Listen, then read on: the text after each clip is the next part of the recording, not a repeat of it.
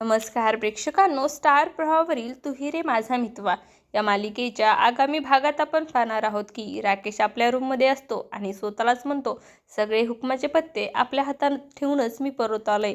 आता इथून पुढे मात्र मी सगळ्यांनाच नाचवणार आहे. तर नंतर इकडे अर्णव ईश्वरी आपल्या रूममध्ये असतात. अर्णव ईश्वरीच्या मांडीवर डोकं ठेवून झोपलेला असतो.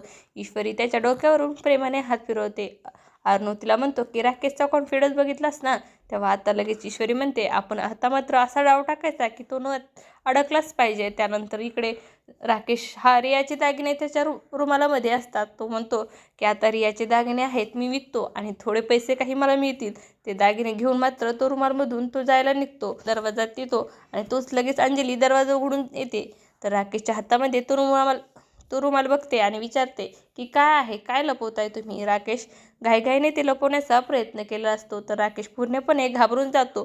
तर अंजली म्हणते की नक्की तुम्ही माझ्यापासून काय लपवता. आता येणाऱ्या भागामध्ये अंजलीसमोर राकेशचा खरा चेहरा येणार का, हे पाहणं अतिशय रोचक ठरणार आहे. तुम्हाला जर आपला व्हिडिओ आवडला असेल तर चॅनलला लाईक, शेअर आणि सबस्क्राईब करायला विसरू नका. धन्यवाद.